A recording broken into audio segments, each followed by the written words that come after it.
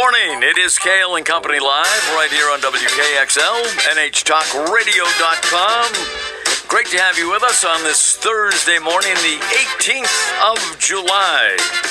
And we are sponsored by our good friends at Northeast Delta Dental. And, since I was on his show a month or so back, I thought I would invite this person onto Cail and Company, and it's Drew Dumont, host of the Drew Dumont Show. Great to have you here, Drew. Thanks for having me, Ken. I'm excited to be here. Well, it's great to have you here, and we did the show in great surroundings outside at the Hopkinton Library. Right. Yeah, that was a great setting. I'd love to do this show outside, but maybe one of these days we will. But so tell us about the Drew Dumont Show and where people can find it. Yeah, for sure. So I started the Drew Dumont Show back about a little over 2 years ago. I was a junior in high school at the time. Now, where'd you go to high school? Hopkinton High School. Oh, okay. One of the best high schools, I think, in the entire state. Very grateful to be from that town. And you may be a little biased, but that's okay. Yeah. It's okay. So, yeah, it was I kind of had the idea that maybe I'll start a YouTube channel or a podcast or something of that nature at some point. And people had encouraged me for probably about a year to try something like that. And I had always been interested in sports. Sports was always like my passion in life growing up since probably age 4 or so. So I figured I'd do something like that. So one of my friends, Brendan Elrick, he won Mr. Basketball that year, his senior year, which was my junior year 2 years ago. And I invited him to be my first guest, and we had this whole thing set up with like the Zoom, and the resolution was not very good. But I have greatly improved since then, not only with just the picture, but also the audio has improved as well. I think my questions have improved. My editing skills have greatly improved since then. So it's just kind of evolved from that point. And after that first episode, people tended to like it. So I said, I'll keep doing it. And I've just kept doing it for the past 2 years plus now. And it's been a lot of fun. So you do it all yourself. You do the questions. You do the filming. You do the audio. You do the editing. You're a one-man band. Yeah, that's correct. So, I'll give a shout out to my sister Grace because she's helped on a few occasions with filming some of the videos for, the basketball teams and stuff like that. So I've had a little bit of help here and there. I'll shout out Berkeley Stevens from NHTI. We worked together a lot last year, and he helped teach me a lot of the editing stuff. But ever since then, I've been doing all the editing stuff on my own ever since I learned how to do it. Well, that is terrific. And you started when you were a junior in high school. Yeah. And how many episodes since?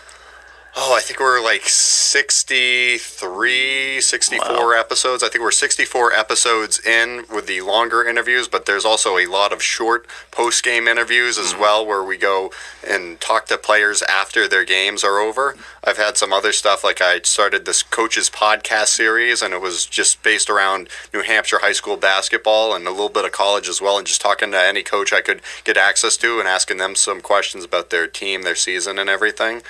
So I've had a lot of different things, but it's just mainly been focused on local sports interviews, and I aim to kind of just keep it going from there. So, as the channel grows on YouTube and my Instagram account as well, Drew Dumont Show, if you want to check that out, I'll have more access to more people and then just kind of keep going up and hopefully getting closer and closer to professional sports.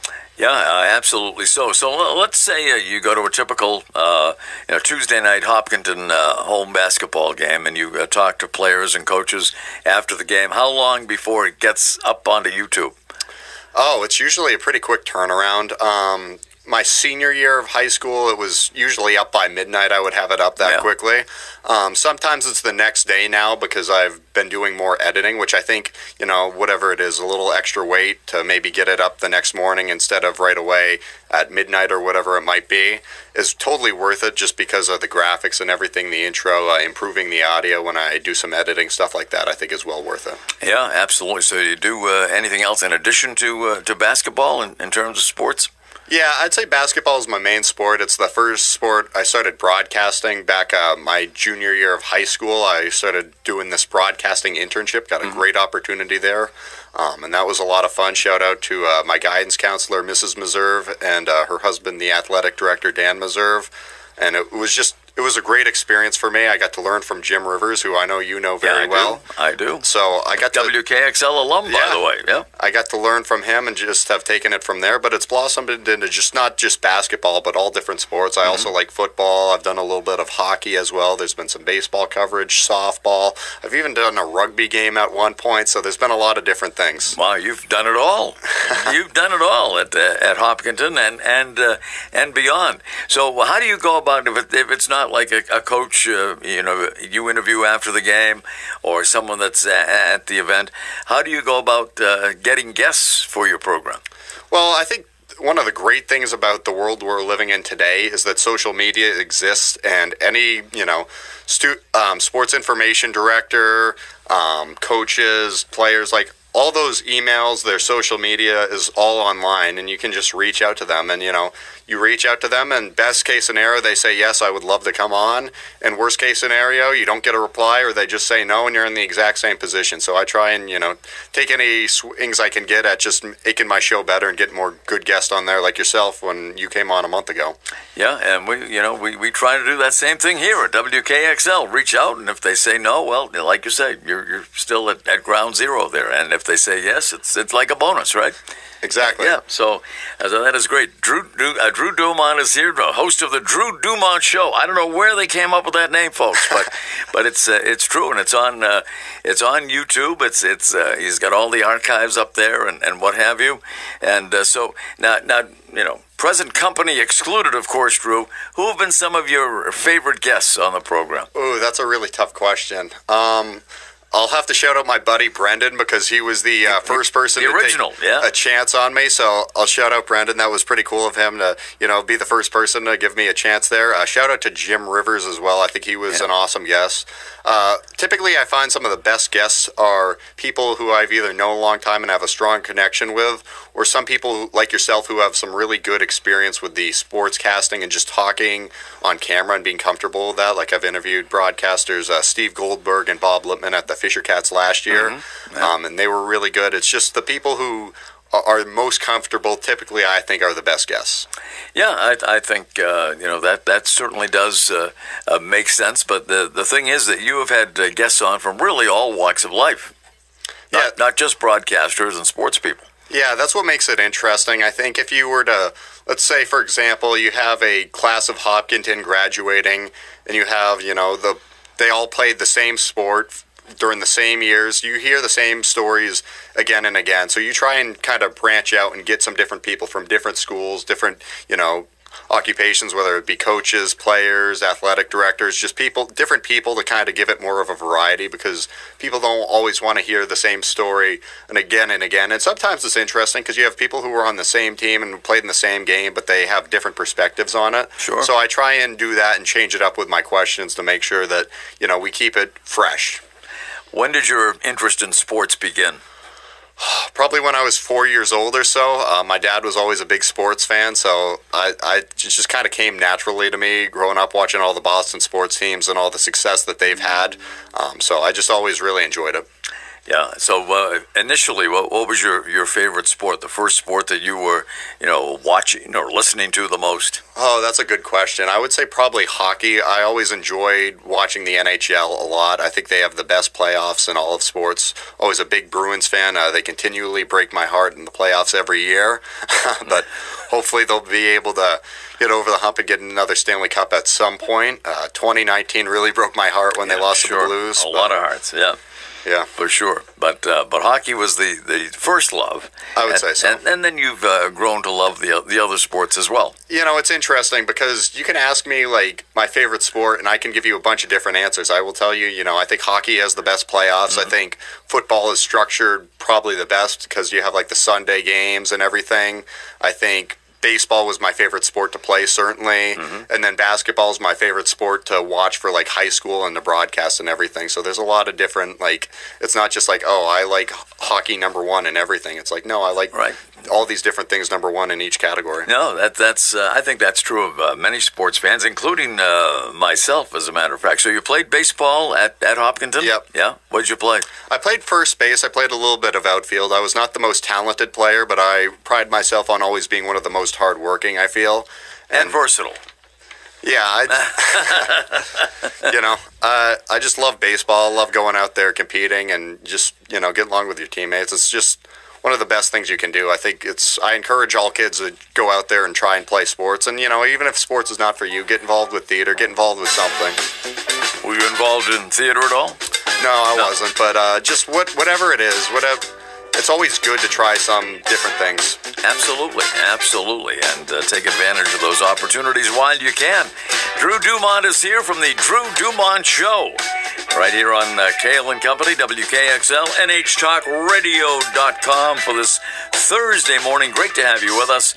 We are presented by Northeast Delta Dental, and coming up shortly, we will give you the identity of this week's Vanity Insanity license plate.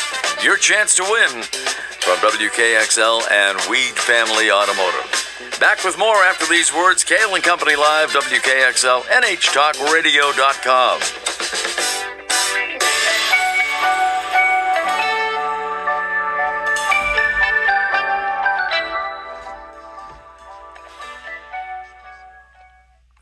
Cail and Company Live here on WKXL, NHTalkRadio.com. Joined live and in studio today on this Thursday morning by Drew Dumont of the Drew Dumont Show. It's a great name. I'm glad you thought of it, really. But at any rate, I was on his show a little over a month ago, and it was a lot of fun. We had a great set right outside Hopkinton Library, which is actually in Kentucky, right? Yeah, that's correct. Yeah, but a very nice day. I remember it was a nice sunny day, not as blistering hot as it has been for the last couple of weeks around here, and it was a lot of fun doing it that way. Do you try to do it at your show at various locations? Yeah, sometimes. It kind of depends on what works the best. Sometimes we have guests from all around the state, and it's not as easy to meet up with people, so I'll do it over Zoom in that case. I like to do some of my interviews at the Hopkinton Library. It's just really a great outdoor environment. It's a great setup for the studio. I have, kind of my studio in my house a little bit, so I have like a sign in the background and everything, and I do a lot of my interviews outside my, from my house, and that works out pretty good. It just works out as a good studio. Yeah, absolutely. And of course, you had a great video camera there, and like a lavalier microphone. I mean, it's a very professional operation, folks. It really is. And you'll have to check out the Drew Dumont Show on YouTube. Very easy to find. So, do you follow the Boston teams quite a bit? Oh, absolutely. And who's your favorite? Do you follow one more than the other, or it just depends on the season? I think it's relatively equal. I think right now I'm following the Red Sox the most, obviously, because the other three teams are not currently in season. Happy to be coming off the heels of the Celtics championship parade. I went to that in Boston. Oh, you did go? Oh, yeah. Did you do a show around that? Oh, I actually did. I made a video out of it. I filmed the parade, and I just took a bunch of clips from it, put it together, and put it up on YouTube. I'll have to check it out. I have not checked that out yet, I must admit, but that'd be a lot of fun. So what time did you get to Boston to get a good spot? Oh, I don't remember. I want to say the parade started at 11, and we got there probably at like 9:30 to get our spots. We took the T, so. You got a good one? Oh, yeah. We were like second row, I guess. It's not really formally rows because it's just a crowd of people. But it would be like second row, I guess, because there's like one group of people in front of us. All right, so you get the whole thing on video. Yep. That's terrific. Did you make any comments along the way or narrate it at all? Or Not really. I was just excited to be there. It was a cool experience. So after the parade was over, I was walking down the street with my mom and my sister, and we were just, parade was over. There was a bunch of people in the street, and at the end of the parade route, the duck boats go back to the garden through the back roads of Boston, and we're just walking down the street, and all of a sudden comes Jaylen Brown, Derek White, Sam Hauser. They're on their duck boats, and we weren't expecting them to be there because it was after the parade, but they came through and got super close to them, so that was really cool. And they were still on the boats? Oh, yep. Yeah. Wow, that is something. So, where were you physically in Boston? So we were at Alowife Station, and then we took the T down. Yeah. I'm trying to remember the name of the street. I'm blanking on it right now, but it was like midway through the parade route. It starts at the Garden, it goes through like downtown Boston, obviously starting at Causeway Street. Right, yeah. I know some of my family were there, and they actually were there at the beginning of the parade route on Causeway Street. So they got there, I guess like maybe 9 o'clock in the morning, something like that. And so for them, the parade was over pretty early. I mean, they saw the duck boats leave the Causeway Street area, and that was it. And then they headed over in your direction. So it was a lot of fun, and the estimates vary as to how many people were there, but I think everybody says there were at least 1 million people lining the streets of Boston. 1.5 million. Yeah, that's what I was guessing too. So. Yeah, so it has to be somewhere in that vicinity. Do you remember when the Red Sox won the World Series? I think it was in 2013, and Jake Peavy was in the parade. Yes, and he bought one of the duck boats. Yeah. How about that? And he still has it, I guess. Yeah, wherever he lives, I think Louisiana or Arkansas somewhere, and he has it, on his land down there. Kind of an obscure thing to buy, I would have to think, but I've seen him on TV since, and he seems very happy with it. It always comes up. Whenever you see Jake Peavy, they talk about the duck boat that he owns. Well, when you have millions of dollars, I think that's a really good investment, I would guess, because, just the memory of it all. Yeah. So it's not really a big deal. So. Right. No, not for somebody, as you say, that is as wealthy as professional athletes are. Right. And but I've never heard anybody else actually purchasing one.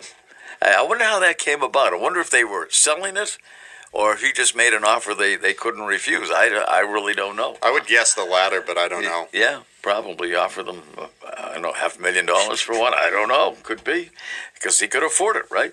But at any rate, the Celtics coming off a championship, everybody signed, all the key players are signed for years to come.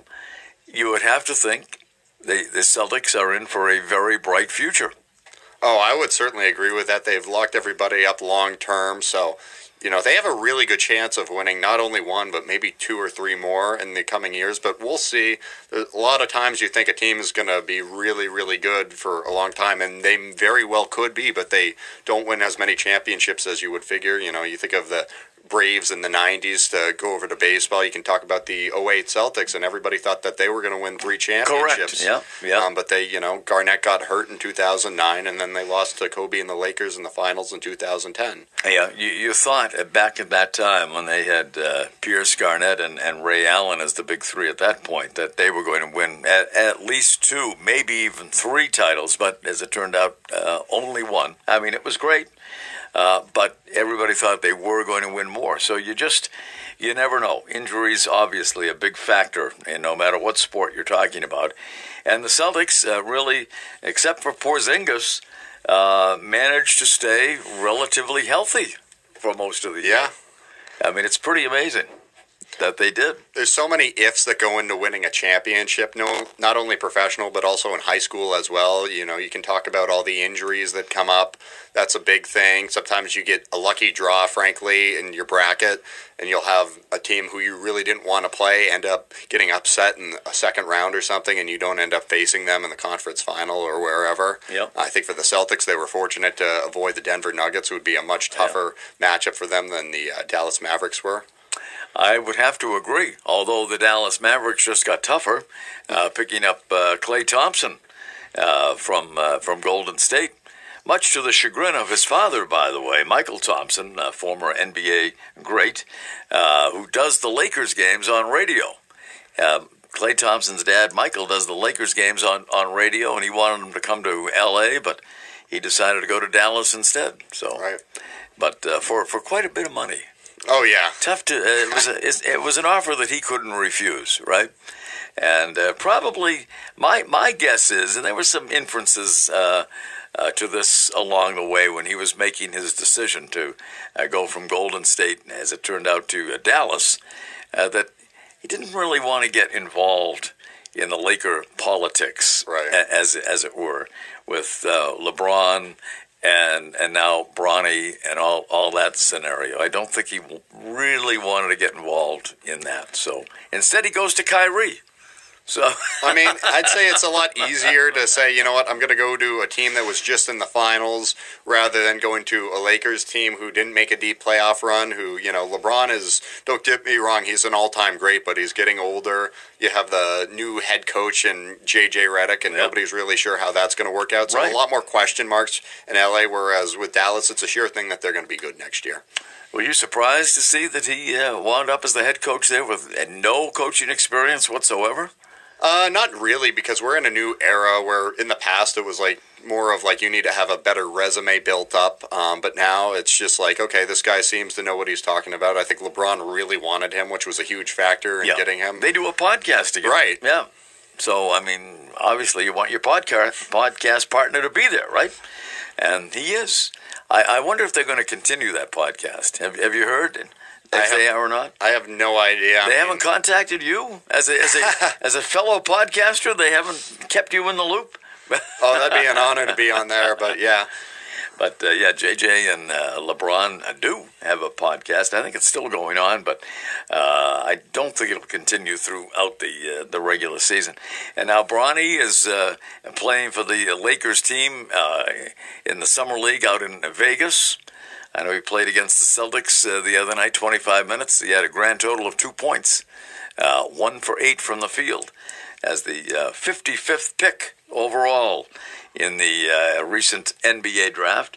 So how do you think that scenario is going to play out? Well, we'll get back to that. We have to take a quick break here. You can hear the music. We have to step aside and make a little money for WKXL. Drew Dumont is here. He's host of the Drew Dumont Show. And you can follow along on YouTube right now and catch some of the episodes and some of the footage of the Celtics parade as well. Is that right there as well? Yeah, that's up there on my channel. Very good. Drew Dumont is with us. Cail and Company Live, WKXL, NHTalkRadio.com.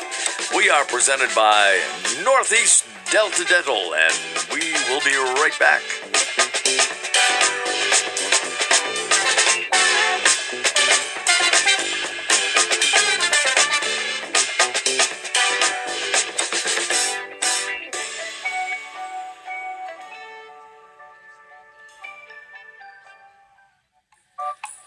Welcome back, Cail and Company Live here on WKXL, NHTalkRadio.com on this Thursday morning, heading toward the weekend. They say it's going to cool off.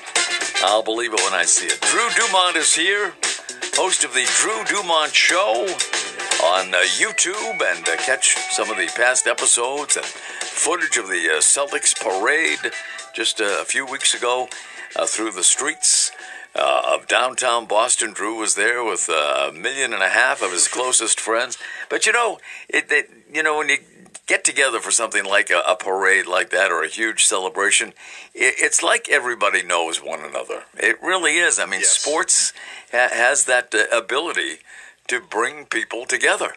Absolutely. That's one of my favorite things about sports. In an era with politics being as divisive as it is, unfortunately, sports is something that really brings people together. I have a deep passion for sports itself, but the fact that you can bring so many people together by talking about it, by playing it and everything is just really, really something special.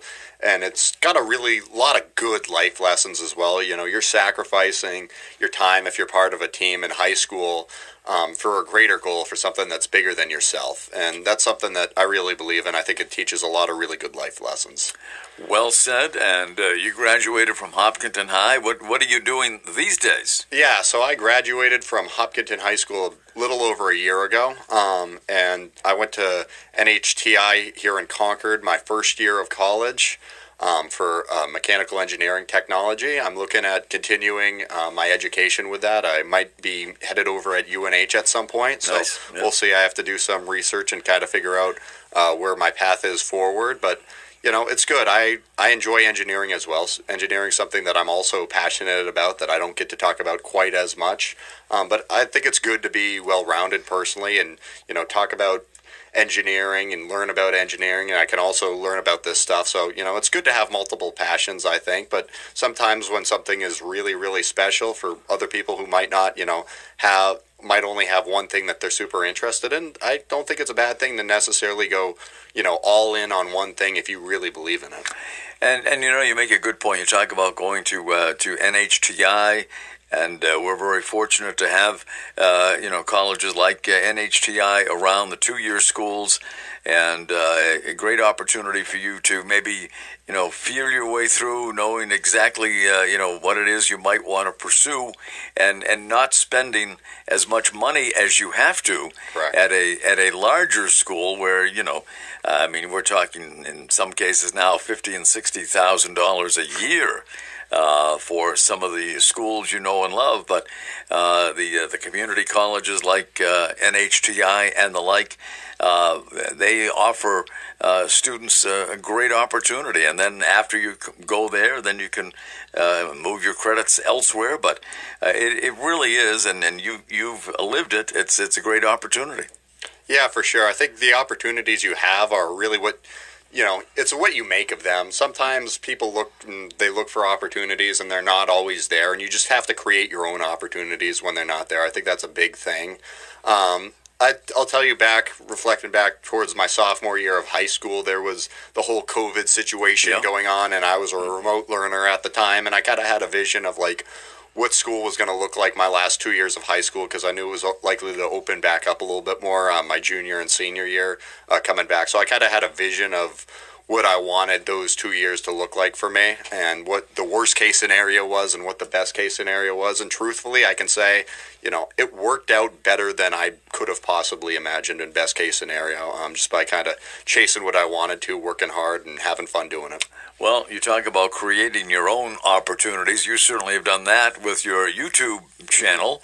You established that and have developed that on your own, which I think is a major accomplishment. And you've taken that probably to places that you didn't think that you would be able to take it. So we give you all the credit in the world for that. But what do you like about engineering?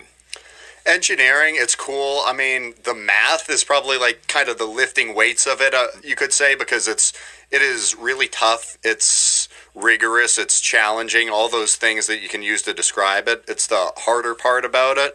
But you kind of have to go through that in order to become a better engineer. So there's that, but I really like just the hands-on approach. There was a course that I took last fall where we got to machine our own hammers, and I still have my own. Wow. And that was really cool to learn how that's done, and also have my own that I could take home and say, I made this in class. Used a lathe machine. We used a milling machine. It was great. That is something.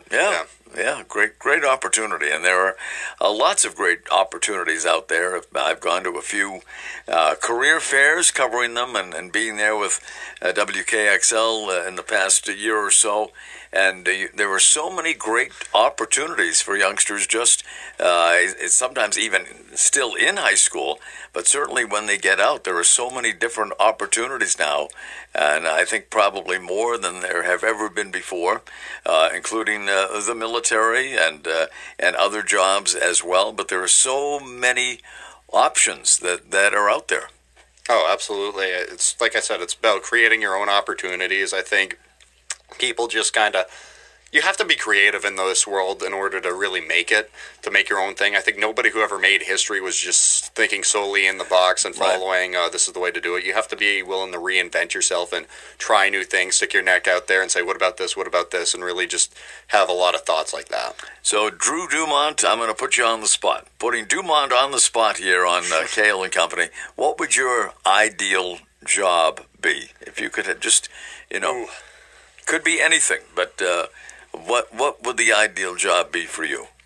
That is a good question. I think being a sports general manager would always be a really cool thing, because you look at the championship teams, but there's architects behind that. You look at Brad Stevens and also Danny Ainge as well. You want to give him some credit for the way that the Celtics were built. Absolutely. He should get a ring. You know, drafting Jason Tatum, Jaylen Brown, and then you had the trades last offseason to go get Drew Holiday, Kristaps Porzingis. He brought back Al Horford a few years ago. He got Derek White a few years ago in that trade with San Antonio. So I just like the idea, and it's kind of what I'm doing with my YouTube channel now, of you start kind of from scratch, and you have to go out in the world and you have to build the pieces around you in order to be successful. And I just really like that principle. And engineering, you can have some of the same principles as well, because, you know, in building these things like machining hammers, as I just mentioned, like you start off with this stock and you have to create a nice finished polished product at the end. And I love the process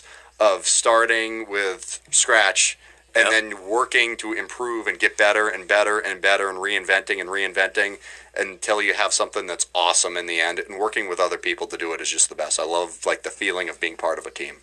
Teamwork is great, isn't it? Everybody can work together to accomplish a goal, whether it be in business or in sports. It's always very satisfying when everything comes together and everybody can work as a unit and just do your job, right? As Bill Belichick was very famous for saying, do your job, and things sometimes and maybe most of the time will come together if everybody succeeds in what aspect of the job they have to do. Certainly. So there you go. So we are running out of time in this segment, so I'll tell you what we're going to do. We are going to right now reveal our WKXL Vanity Insanity license plate of the week. This is the third week we've done this. We are still looking for a winner. So we need a little music to accompany this segment. So, well, everybody that's say the one. about the bird. Bird, bird, bird. The bird's a winner. Well, a bird, bird, bird. Bird is a winner. Well, a bird, bird, bird. Well, a bird is a winner. Well, a bird, bird, bird. The bird's a winner. Well, a bird, We put this song back on the map this week. The Trashmen from 1963. Surfin' Bird, the name of the song. The Vanity Insanity plate of the week here is Bird 33. There you go. Spotted and conquered, Bird 33. Now, if that's your plate, all you have to do is call Andrew Gibson, our esteemed executive producer, at 603-224-1450, 603-224-1450. Now, if you know the person who owns that vanity plate, Bird 33, get in touch with them and have that person call us at 603-224-1450. And what do you win? A conventional oil change with a synthetic blend oil, plus a thorough check of your vehicle from Weed Family Automotive. Weed Family Automotive at 124 Storrs Street in Concord. Again, Bird 33. You only have today and tomorrow left to get in touch with us and claim the prize and make WKXL history, because you would be our first winner in the annals of Vanity Insanity. Drew Dumont is here from the Drew Dumont Show. Look it up. It is great YouTube material. And Drew has done almost 70 shows now. And they're on there. Plus, highlights from the Celtics parade. All kinds of material. Check it out. What's the best way to find it? Drew Dumont Show on YouTube. Just search it up. I also have an Instagram account. You can check it out. It's got like game updates and stuff like that. Wow, very good. We'll take a break.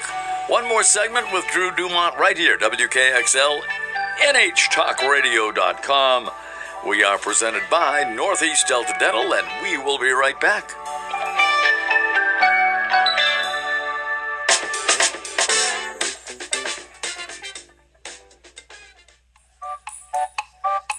Cail and Company live here on WKXL, NHTalkRadio.com, presented by Northeast Delta Dental. Don't forget, tomorrow, another edition of the Friday Fun Bunch on WKXL. We'll be joined by Kitty Ray, our resident flick chick, and Tom Raffio, president and CEO of Northeast Delta Dental. all kinds of fun and surprises. We'll have our Tommy Tune Song of the Week, and never know where that's going to go. You never quite know the notes that Tom Raffio can reach. He has just an amazing range, and might even get another Carol Channing impersonation. Who knows what you're going to get out of Tom? But it'll be tomorrow during the Fun Bunch. Drew Dumont is with us of the Drew Dumont Show on YouTube. He's following the Red Sox closely. The trading deadline is coming up rapidly. The Red Sox, Drew, I think every fan would have to agree, are doing better than anyone thought they would at this point of the season. They're 9-3 in July, which is best in Major League Baseball. They're 15-1 on Sundays, which is kind of an amazing statistic as well. So, at the trading deadline, are the Boston Red Sox and Craig Breslow buyers or sellers? Oh, buyers. They have to be buyers at this point, I think, absolutely. When you're above, 10 games above 500 plus, I think they're on 11 games above 500 right now.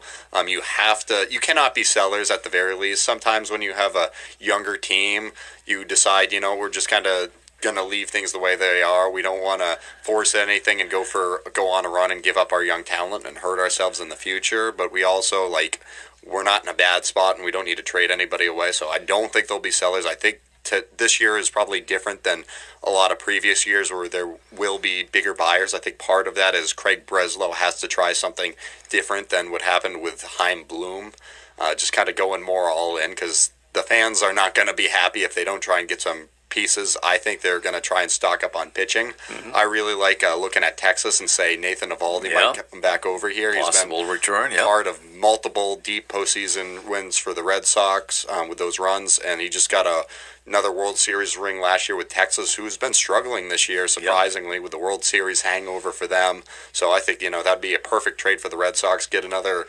arm in addition to Tanner Houck to really help solidify their rotation going into the postseason, because I think they are very, very likely to be playing in October, as probably most people think, but you never know. Hey, I'll tell you what, right now they've got the third wild card and 2 games ahead of Kansas City. They'll resume play tomorrow night, start a weekend series against the Dodgers in Los Angeles, which should be an intriguing series, facing Shohei Ohtani again, and Teoscar Hernandez, the defending home run derby champion. So there you go. Always intriguing when the Red Sox play the Dodgers. And I don't know if Mookie's playing this weekend or if he's still out. He hasn't played in a while. Yeah, I'm not sure. I don't He's think been hurt for a long time. Yeah, I don't think he's coming back. Unfortunately, he is hurt. I'd rather see him play than not play, because he's to me, I've always been a Mookie fan, and he to me is the best all-around player in baseball, I think. And the Dodgers are very fortunate to have him. So Nathan Eovaldi is on your wish list, or someone similar anyway to Eovaldi, but he's been through it. He's a good money pitcher. We've seen that over the years with the Red Sox and last season with Texas. The question is, Texas is going to be looking for prospects for sure. And the Red Sox do have some very good prospects in their minor league system. I guess the question is, how much do you give up for someone who may just be with you for another half season and then a year after that? Well, I would say, it's all about being reasonable. I don't think Texas is going to expect too much of a bigger return. I think the market's a little bit better now for a team like Texas, who's got a veteran starting pitcher, than it would have been maybe a few years ago, because these guys like Eovaldi did last year. He proved that he can still pitch really well in the postseason. Yeah. So I do think they might be able to get a little bit more from the Red Sox than they would have been in previous years just because of the market, but I don't think it's going to be a huge haul like it would have been, say, if Ohtani, for example, was dealt at the deadline a few years ago. So I'd say the only prospect for me that I really would be very disappointed if the Red Sox moved on from was Marcelo Meyer. I just think he's got really, really good potential as a middle infielder. Yeah. And we saw, Bogarts has left. You had Trevor Story, who was supposed to be a second baseman this season. He's hurt again. So I would really like to see them get somebody like Marcelo Meyer up there at some point. In addition to having Rafaela, who I think has had a pretty good season for such a young player. I think Rafaela has had a remarkable season. I really and truly do. I mean, you think about this guy who the Red Sox signed for $10,000. $10,000 bonus, folks. If you look at other bonuses, I mean, he was not drafted. First of all, Rafaela. He was, found by a scout and signed the $10,000 contract to join the Red Sox organization. But you look at the money that some of these other draft picks are making, like Marcelo Meyer, for example. He was drafted in the first round a few years ago now by the Red Sox. His bonus package was like $7 million. And they paid $10,000 for Cedon Rafaela. And he can do it all. I mean, he's second on the team in RBIs, second only to Rafi Devers. I mean, the guy can play shortstop. He can play center field. He can steal bases. I mean, somebody at one time, and I forget who it was, called him a mini Mookie. And I think he is. I mean, he is a mini Mookie. I don't say that he is in the same class as Mookie Betts, but he can do many of the same things and do them well. And I think he's terrific, and the Red Sox, I guess, do too, because they gave him a long-term contract without even really proving that he could play in the big leagues, and now I think he certainly has proved that he could play. Last year, opening night in 2023, he was the starter in the Portland Sea Dogs starting lineup. So there you go. And so he was, a double-A player a year ago, and now here he is starring for the Boston Red Sox. It's been interesting to see in recent years how some of the prospects have progressed a lot quicker than in prior years. It used to be the norm that players would be in the minors for 5 years after they got drafted until eventually they made it to the major leagues. And then you look at a guy like Paul Skeens, who was just drafted last year out of LSU, winning the College World Series, and now all of a sudden he's starting the All-Star game tonight for the National League. It's amazing. It is truly amazing. And the progression that he has made, no doubt about that. A lot of great young players in Major League Baseball. So we'll see. I hope the Red Sox are in fact buyers. They do need pitching, but they also need, in my opinion, Drew, is more power in the middle of the lineup from the right side, because they're having difficulty against left-handed pitchers. They've had a lot of difficulties with lefties this year. Yeah, I would agree with that completely. It'll be interesting to see who they go after. There's a lot of different players out there. I really don't know.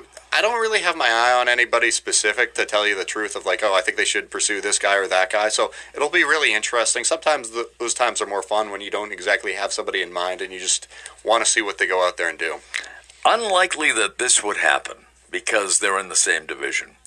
But the guy I would like to see the Red Sox go after, and I think a guy that could be available, is Vladdy Guerrero from the Blue Jays. And he certainly would be a powerful right-handed bat in the middle of that lineup. Yeah. I don't know what it would take to get him. I think he has a year remaining on his contract after this season. But, boy, it would be great to get Vladdy in the middle of that lineup. I'd love to see that. I was fortunate enough to watch him in Manchester when he was with the Fisher Cats back, I want to say, around 2017, 2018. Yeah. I think it was 2018. Yeah. I could be wrong on that. No, I think you're right. But he's just an incredible player. I would love to see him come to Boston if the Blue Jays decided to move on. My guess, even though there are reports that they are considering it, I don't think they will. I could be wrong, but he's just such a sensational talent. I think they're going to try and re-sign him over the offseason, do a long-term deal. You would like to think so. I mean, because, he came up in the Blue Jays organization, and I don't know. I think their rationale is they can't keep both Vladdy and Bo Bichette because they just, whether they can't afford it, that might be one aspect of it. The other is, you don't see too many big money free agents sign with Canadian teams. True. Because of the tax structure in Canada. So, and I think that's a big reason why there hasn't been a Stanley Cup in so long in Canada, because they can't sign free agents most of the time unless you're a homegrown guy. Anyway, it has been a delight to have you with us in studio, Drew, and I hope you won't be a stranger. And again, you can check out Drew, the Drew Dumont Show on YouTube. Thanks so much for having me, Ken. I had a lot of fun. Well, it was my pleasure to have you here. It was a pleasure to be on your show, and we'll definitely have you back again, because there's always a lot to discuss in the world of sports and in the world of engineering, too. Well, yeah. Yeah, you could teach me a few things about that, that's for sure. Thanks to our esteemed executive producer, Andrew Gibson, and thanks to you for listening right here on WKXL NHTalkRadio.com, presented by Northeast Delta Dental. And remember, folks, to always look on the bright side of life. Have a great Thursday, everybody.